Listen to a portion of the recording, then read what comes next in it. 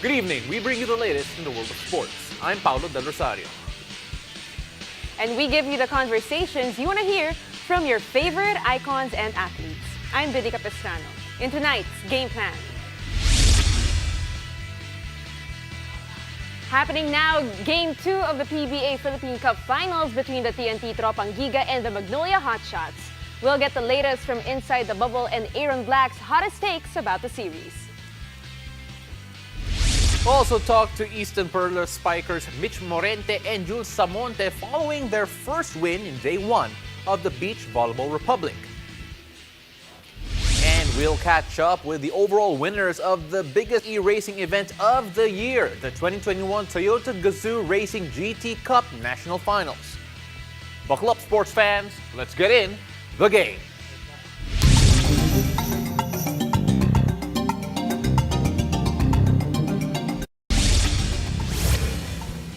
After dropping Game 1 of the PBA Philippine Cup Finals against the TNT Tropang Giga, tonight the Magnolia Hotshots look to tie the series 1 game apiece with Game 2 happening right now. Let's get an update from our correspondent, Carlo Pamintuan, from inside the PBA bubble. Carlo, what's the latest? Hi, Paolo. Currently, it's just about to end the second quarter with the still up big against Magnolia. So the biggest story so far was that Kelly Williams, after suffering through a severe case of back spasms, played actually in this game and started para bigyan ng magandang umpisa itong TNT Tropang Giga. Currently, we have Glenn Cobuntin shooting free throws. But the big story of this game so far is the red hot shooting of TNT. They've done 13 of 23 from downtown. They exploded for 10 triples in the first quarter alone.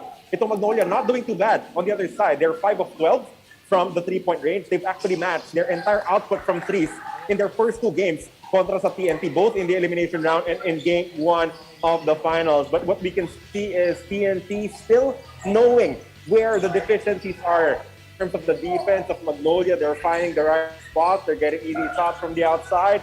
And if they're not breaking down the defense of TNT, they're also converting on tough shots in the shaded area as they continue to lead here heading into the halftime break. Carlo, looking at what just happened just a while ago, we had a chance to see what happened to Paul Lee. He looked hurt. Is there any update on Paul Lee's health status and how is he feeling in general? Because apart from his knee issue, he also looked to be holding his shoulder from time to time. The shoulder injury is still a carryover from their series with the Meralco Bulls. So nagkabanggaan sila doon ni Reynel Hugnatan. And it started, just a tough grind for him to be able to get back. He knows that only time will allow him to rest, to heal completely from that collision. In terms of what happened earlier, I was able to talk to Paulie. He said it was a knee-to-knee collision on the screen involving itong si Troy Rosario. But now they're just icing it. And he should be ready to get back into action after the paint subsides. Carlo, thank you very much for the update, and we will hear from you again very soon. That was Carlo Pamintuan joining us from inside the PBA Finals bubble. Now with that, we move on to a guy who saw action recently in the bubble, of course, Meralco Bolts. Aaron Black. Aaron, how are you doing? Hi, Aaron. Hi, Bills. Hi, Paulo. How are you guys? Hey, what's up? How are you? I'm good. Just home from the bubble, sadly. So I'd rather be playing in the finals, but yeah. All right, so AB, with Game 2 of the finals underway, what are your initial thoughts on the finals series and, of course, Game 1? Well, I've been watching the games, and I know that Paulie looks hurt. But knowing a guy like Paulie, I feel like he will look for a way to play through it, look for a way to bounce back from Game 1. And right now, from the first half, I look at somebody like Ian Sangalang and as well as Mark Baroka to really step up. I think those guys, they're vets. Ian's been playing so well. He played so well in our series. He was a big part of why they did beat us. So I look for him to step up, not only in this game, but in the coming games as well. All right, so AB, a while ago, you actually gave us, your hot takes for the series. And we got Pao here to break things down. You listened. I'm here to criticize you, really, but yeah, let's go, Prior Bill. to knowing what was going to happen in Game 2, right? So we're going to list it down and we're going to say it and let's see if totoo nga ba yung mga sinasabi mo, Aaron. So first, you said Paulie and Ian Sangalang will both bounce back and have a big Game 2. Second, you said Magnolia will make the necessary adjustments and the rest of the games will be a lot closer. than Game 1. And the third one, your fearless forecast, ito, TNT in 6 as long as everybody is healthy. Pao, your thoughts? And Okay. we will allow Aaron to explain himself later Yeah. on. Well, honestly, again, if it weren't for the injuries, I probably would have agreed with you with the Paul Lee trying to bounce back. But right now, we're looking at two guys in Ian and Paul Lee who are obviously still hurting from their previous games and weren't 100%. We saw it in Game 1. Now in Game 2, still struggling to get back into it. But based on your experience going up against them, what is it in their character that should give Magnolia fans hope? Well, they're definitely guys that, they come to play every night. They play hard. I think the whole Magnolia team, actually, in general, they play hard. I think that's the culture that Coach Chito built. They're a well-coached team. So I believe, Talkatex is tough. Don't get me wrong. And they look like the favorites in the series. But don't count out Magnolia squad, who knows how to win as well. And, you also mentioned that you think that this would have been a closer game, but then, all right, let's review what happened. That first quarter, TNT outscored Magnolia 40-27. They're just shooting the lights out. And when you see TNT doing what they're doing to Magnolia right now, who honestly is not having a bad offensive day, what is it that Magnolia need to do defensively just to slow this team down?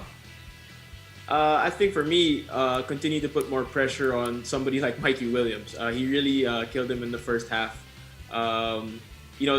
Some of the shots he was making were tough. Mark Boroka was right in his face. Gio Halalan was in his face. But I think just to up the pressure on the TNT guards, as well as maybe push the pace. I know, they came from our series, and a lot of them are banged up. But at the same time, I think pushing the pace will help them try to give a different look to TNT. Mm-hmm. Well, Bill, we were talking about this a while ago that we felt that grabe talaga yung confidence sa Aaron giving a number Exactly. and then giving a winner of the series already. Kompleto, diba? Despite Kompleto. only seeing one game. And Aaron, when you look at that, obviously you favor TNT because of your experience playing against them, because of what we've seen so far in the matchups. But what makes you confident in saying that this is a team that will most likely, in your opinion at least, end up as the champions? Well, what makes me confident is the first game and a half, first, Paolo, because right now I think they're up by 20 at halftime, if I'm not mistaken. But they're a well-oiled machine. They're well-coached. Coach Shut is back, and at the same time, you have Jason Castro and Mikey Williams running the backcourt. You have Poi, Kelly Williams, who's come back and really, given them a big lift, despite even having back spasms last game. And another guy like Roger Pugoy, who can basically do everything that the other guys can't and drop 30 at the same time.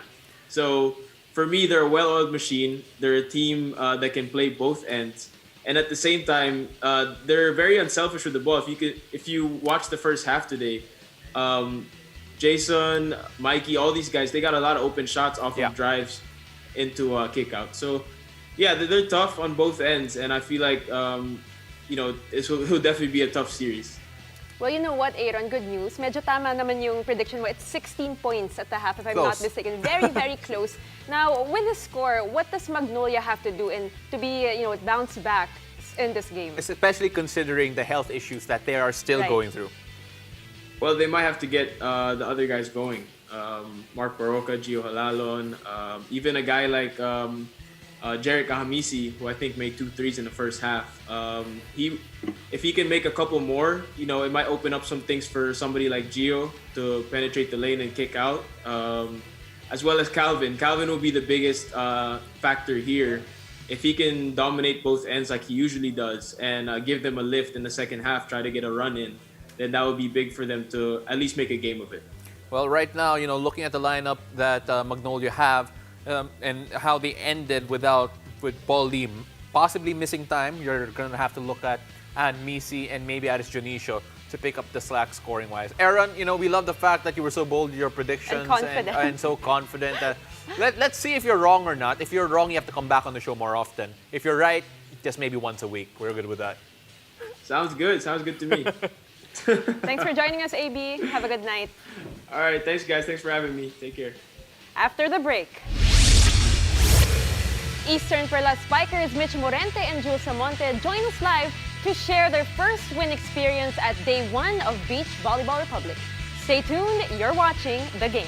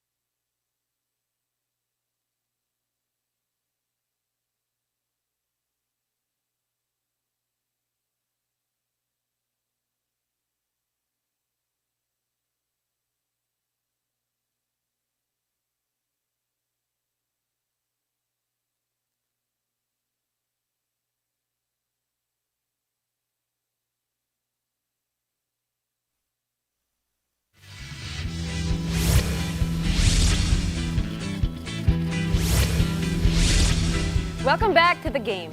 The heat is on at the Beach Volleyball Republic as day 1 of the tournament officially started today. And tonight, we'll talk to 2 players who are off to a good start. Eastern Perlas spikers Mitch Morente and Jules Samonte. Hi, girls! Hello! Hello po. Hi! Can I just say, I am a big fan of what you're wearing, which is the tan from the sun, from being on the beach. Hashtag sana all. Grabe, I wish we were near something similar. But of course, before that, I want to say, Mitch, I saw your tweet a while ago about body positivity and no body shaming. And I think that type of confidence needs to be highlighted more often. Of course, good on you. Happy for you. And yeah, it's incredible. Definitely. Self-love is the best Thank love, you. right? Best form of Definitely, love. definitely. Yes. All right, now let's lighten things up a little bit. Now, kamusta naman yung kaganapan dyan sa BVR, Mitch? Super fun. It's good to be back with my teammates again sa bubble. And ayun, I guess factor din na tabi kami ng beach. But then, you know, medyo strict sila sa bubble. So hanggang tingin muna lang kami ngayon. Pero hopefully by the end of the league, everything is working smoothly naman. That's great to hear. Now, Jules, it's been 2 years since you last competed. How does it feel like to be able to compete, but this time on the sand court? Well, actually, I'm super grateful. I'm so happy that I'm getting to play again after 2 years. It's been so long. I've been itching to play, and everything's just, everything's going smoothly, and I'm just excited for what's to come for this league, for this season. Alam mo, Jules, considering the fact that it's been, again, so long since the BVR has come back together, since competition at this level was played again in our shores, how did it feel na nakapanalo kayo on your first day back? Syempre, we're both really happy. Because, di ba, we played against our teammates then, Toyota, which is Ate Jojo and Ate Chami. Our mindset was just to have fun, and just to do our best. And we just enjoyed the game. That was our mindset. And Jules, you just recently signed up with the Perlas Spikers. How has this transition been, from the collegiate level now to the pros? Well, everyone's so welcoming. Everyone welcomed me wholeheartedly, and it's definitely different when you compare the collegiate and the pros. But then I've been training for beach pa lang, so I can't really tell right now kung paano yung sa indoor. But right now, I'm really enjoying, especially the team's so nice and welcoming. Well, of course, you did mention the differences between college and this circuit in terms of beach volleyball. Now, Mitch, if I'm not mistaken, that was actually your last taste of beach volleyball playing in the UAAP. And how different is it, yung level of competition, yung experience, and being in this type of scenario? The difference is, may mga kasama din kaming ibang teams, like pro teams din. So I guess yung sa collegiate kasi parang nakakalaban namin din sila sa indoor. But ito kasi, yung mga kasama namin here is really focused sa beach. So mas gabay nila yung beach, unlike kami na from indoor transition to beach. So mas more challenging, and especially nandito sila Sisi, sila Pons, diba? So parang medyo nakakatakot din. Pero okay lang. Nakakatakot talaga. Nakakatakot talaga eh. At least you know the honesty is there. I remember one time I was talking to another volleyball player about CC on the beach. Sabi daw niya para siyang crab eh. Like she's not affected by the sand every time she moves around in it. Go lang siya ng go, Okay, diba? go lang ng go. What's the hardest part of transitioning from indoor to beach, Mitch? Feeling ko kasi syempre indoor is like wooden court, solid court. Sa beach kasi parang you have to flow with the sand. You need to get used to the sand. You need to get used to the ball, the heat, the rain. And factor din yung rain, yung heat, yung hangin, yung especially dalawa lang kayong nasa loob ng court, hindi anim. So there's a lot of things na kailangan din pag-aralan, especially may pagkaiba din ng rules sa beach compared to indoor. Now, Mitch, kayo ni Jules, hindi kayo nag-abot, no, sa Ateneo? Hindi kayo Nag-abot kami. So the chemistry is there. How's your chemistry on the sand Well, court now? Well, kasi rookie ko siya. Tapos kami yung parang unang close sa team sa Ateneo. So I guess, sabi nga namin, the connection is still there. The kulitan is still there. And I guess, nung naging partners kami sa beach, so parang nothing's different. Parang the connection is still there. Kamusta naman siya as a senior, Jules? Laglag Oh, tayo. medyo konti lang. How No, was she actually, like as Ate a senior? Mitch has been super patient with me kasi diba, she has more experience with beach. Tapos me, I've also had experience, but then syempre, veteran din si Ate Mitch. So she's been guiding me, and syempre nawala din sa akin yung groove ng paglaro sa beach. So yun nga, sobrang patient niya with me. Ang dami niyang binibigay na advice, tips. So yeah, I'm really grateful for Ate Mitch. All right, so actually, I'm very curious about that tuloy. What is the most precious piece of advice, ayun, life-wise, volleyball-wise, that your Ate Mitch gave you that, you know, you probably remember even after this experience? No, kasi yung focus lang po namin kasi talaga is to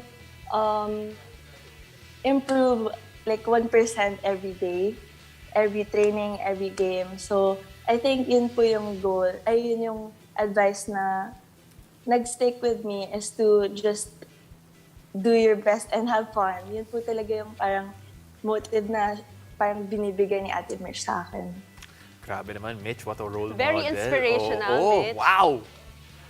Okay, all right. So, Mitch, Jules, I wish we had more time to talk to the both of you, but I have a feeling we'll have the chance to do so in a later date. Thank you very much, and we hope to see you again soon.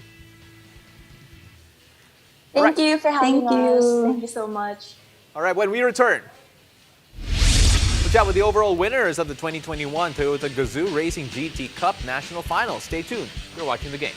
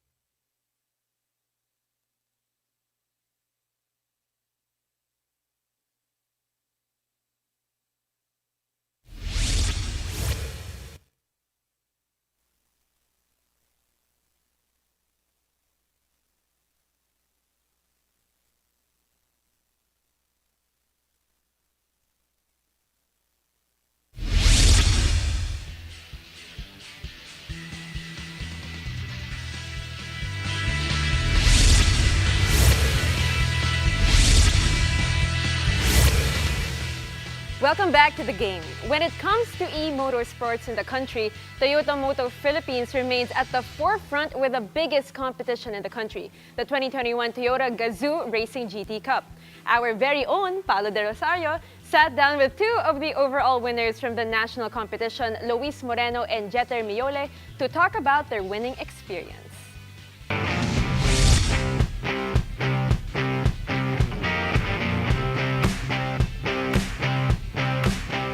right, it is a pleasure to be joined by the National Finals overall winners for the 2021 Toyota Gazoo Racing GT Cup. Of course, we have here Jether Miole from the promotional class and Luis Moreno from the sporting class. Two champions, two winners, and it is amazing that they are here.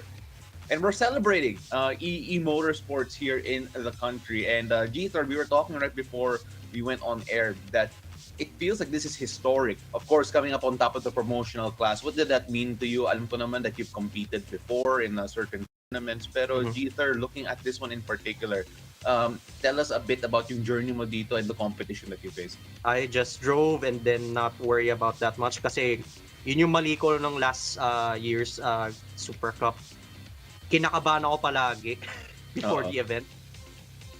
I made sure na hindi ko iniisip yan by sinasabi ko lang sa sarili ko, just drive, Jether, just drive. And there I am, semifinals, I made it to the finals. I made sure, yung pagdating ng finals, doon ko na nilabas yung true potential ko without worrying that much, of course. I just drove, overtook people, and then, ayun, nalaman ko na sa first place ako, iniisip ko, ayun, doon na rin ako ulit to kinabahan kasi alam mo naman, the pressure is higher, the highest when you get to P1 in the race. So, I made sure na hindi na lang magka-crash. Binagalan ko lang ng pace ko once I got in that position. And then, ayun, when I crossed the finish line, I did this as a sign na, wow, I did the unthinkable that day. Also, nangyari yung event when it was my birthday. So, parang So, blessing birthday yun gift para na sa rin yun. And now I want to move on to you, Luis. So, you go into this one knowing that yung mga katapat mo dito are probably the best e-racers in the country. We were talking a bit before we even went here that this is one of the marquee events sa e-racing community dito sa Pilipinas. And knowing that you went up and came out on top sa grupo na yun, first of all, how does that make you feel? How does that vindicate everything you're doing, yung skill level mo? And what does it mean to come out on top of the 2021 Toyota Gazoo Racing GT Cup for you personally? For me, it's a not just a happy feeling, but it's also a closure after the results of last year, because last year didn't go the way I planned it, particularly in the final round. I got hit by a penalty at the Fuji Speedway, which was the final round last year. So from that experience, I made sure that would never happen again. And yeah, I finally was able to do so this year. So I feel relieved, sense of closure, and I feel happy that I finally came out on top for this year's iteration. Now, Jether, we're in the middle of the pandemic, and obviously this is a lot harder than some people may have anticipated. And still having a competition like this, the 2021 Toyota Gazoo Racing GT Cup, can you tell us a bit about how that actually helps in being able to stay home, sa mental mo, having something to look forward to? Just how important was this type of competition for you personally, and for syempre yung mga kapwa mong racers?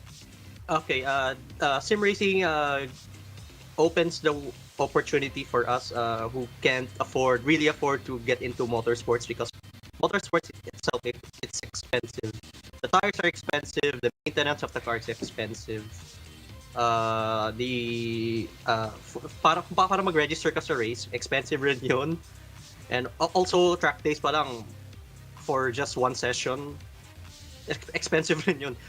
And in just sim racing, you can just jump straight in the game, jump straight into your rig, and then select a sim racing simulator na game, and then just open it, drive, time trial, hot lap, whatever, and then you're there.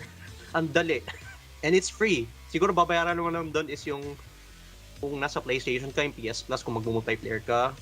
And then yung kuryente. Of course. Sa yung kuryente din eh. Importante yun eh. Yep. And then, ayun, important siya, lalo na pandemic.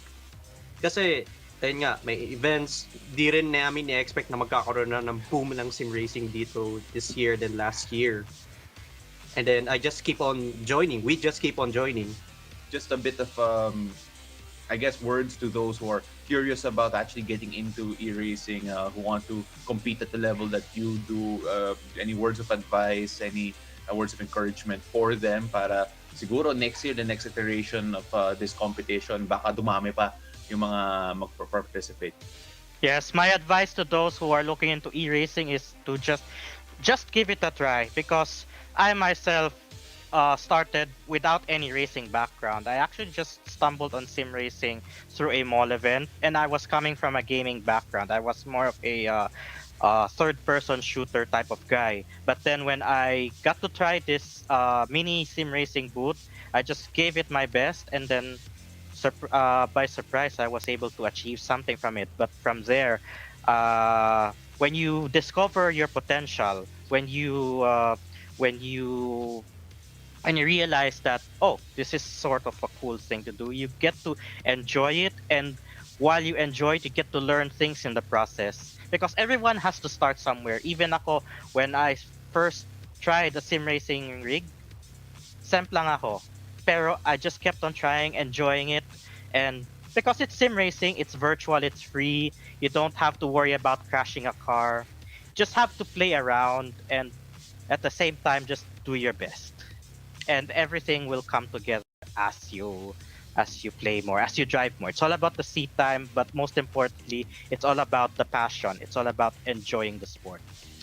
You go in there without any fear, enjoying what you're doing, and I think those are great lessons for racing, e-racing, and everything that you could do and pursue moving forward.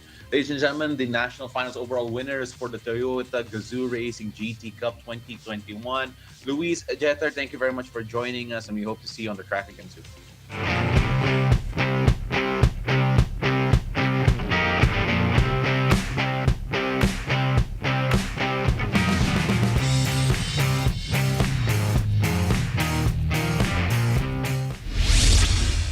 Thank you for joining us. I'm Billy Capistano. Catch us weeknights here on One News, One Sports, and One Sports Plus. I'm Paulo Del Rosario, and this has been The Game.